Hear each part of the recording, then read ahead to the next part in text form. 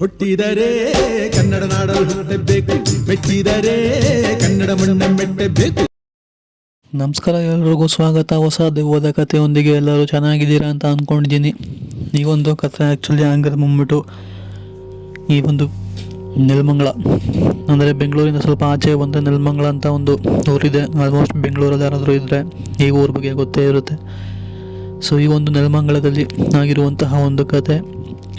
ಈ ಒಂದು ಕಥೆನ ನಮಗೆ ತಿಳಿಸ್ಕೊಟ್ಟಿರೋ ಹೆಸರು ಬಂದ್ಬಿಟ್ಟು ಸುಷ್ಮಾ ಅಂತ ಹೇಳಿ, ಮೂಲತಃ ನೆಲಮಂಗಲದವರೇ. ಸೊ ಈ ಒಂದು ಕತೆ ಆಗಿರೋದು ಕೂಡ ಅವರೊಟ್ಟಿಗೆ ಆಗಿರುವಂತಹ ಒಂದು ಇನ್ಸಿಡೆಂಟ್ನ ಅವ್ರು ನಮಗೆ ತಿಳಿಸ್ಕೊಟ್ಟಿರುವಂಥದ್ದು.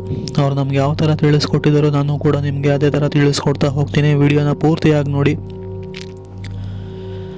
ಸುಷ್ಮಾ ಅವರು ಮೂಲತಃ ನೆಲಮಂಗಲದವರು. ಅವರು ಕಾಲೇಜ್ ಸ್ಟೂಡೆಂಟ್ ಅಂತ ಹೇಳಿ ತಿಳಿಸ್ಕೊಟ್ಟಿರುವಂಥದ್ದು. ಈ ಒಂದು ಇನ್ಸಿಡೆಂಟ್ ಆಗಿ ಸುಮಾರು 5ರಿಂದ 6 ವರ್ಷ ಹಿಂದೆ ಆಗಿರುವಂಥದ್ದು.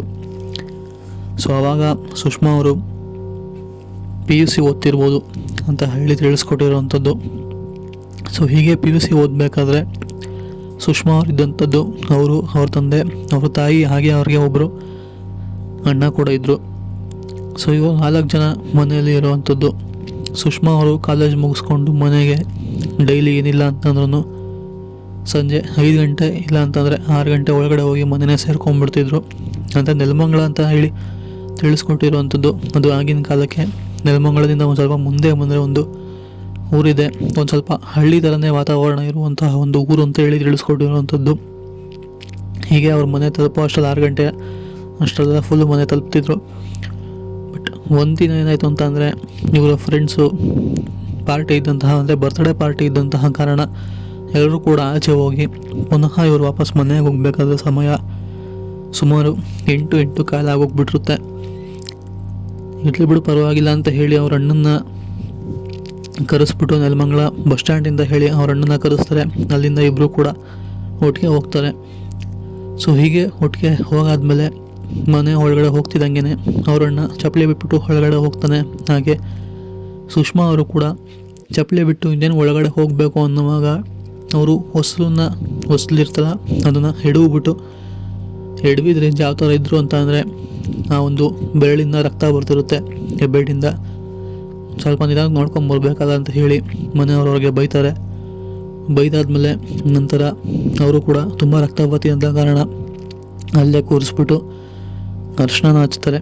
ಕಾಲಿಗೆ ಅರ್ಶಿನ ಹಚ್ಬಿಟ್ಟು ಸರಿ ಹೋಗು ಫ್ರೆಶ್ ಅಪ್ ಆಗು ಅಂತ ಹೇಳಿ ರೂಮ್ಗೆ ಕಳಿಸ್ತಾರೆ. ಸೊ ಹೀಗೆ ಸುಷ್ಮಾ ಅವರು ಕೂಡ ರೂಮ್ ಬಂದು ಆ ಒಂದು ಬಾಗಿಲನ್ನ ಹಾಕೊಬೇಕು ಅನ್ನುವಾಗಲೇ ಅವ್ರ ಹಿಂದೆ ಕಡೆನೇ ಯಾರೋ ಫಾಲೋ ಮಾಡ್ತಿರೋ ಥರ ಅವ್ರಿಗೆ ಅನಿಸುತ್ತೆ.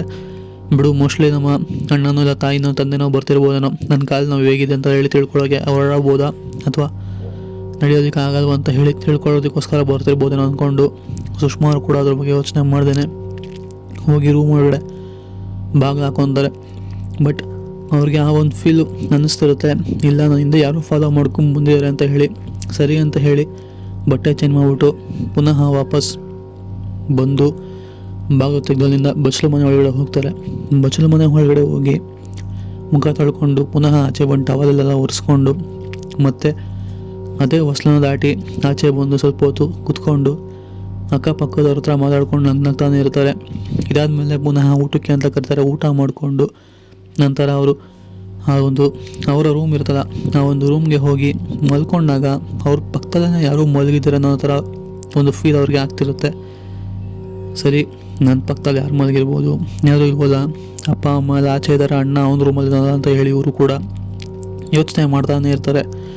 ಅವ್ರಿಗೆ ನಿದ್ದೆ ಅನ್ನೋದೇ ಬರೋದಿಲ್ಲ. ಸುಮಾರು ಹೊತ್ತು ಕಳೆದ್ರು ಕೂಡ ಆ ಕಡೆ ಈ ಕಡೆ ಒದ್ದಾಡ್ತಾರೆ. ಹಾಗೆ ಒಂಥರ ಅನ್ಕಂಫರ್ಟೇಬಲ್ ಫೀಲ್ ಆಗ್ತಿರ್ತಾರೆ. ಅವರು ಯಾರೋ ಇದ್ದಾರೆ ಅಂತ ಹೇಳಿ ರೂಮ್ ಒಳಗಡೆ ಫೀಲ್ ಆಗ್ತಿರ್ತಾರೆ. ಸರಿ ಅಂತ ಹೇಳಿ ಲೈಟ್ ಹಾಕ್ಬಿಟ್ಟು ನೋಡ್ತಾರೆ.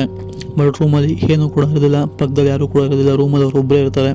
ಬಟ್ ಆದರೂ ಕೂಡ ಅವ್ರಿಗೆ ಇಲ್ಲ, ಈ ಒಂದು ರೂಮಲ್ಲಿ ಯಾರೋ ಇದ್ದಾರೆ ನನ್ನ ಬಿಟ್ಟು ಅಂತ ಅನ್ನಿಸ್ತಿರುತ್ತೆ.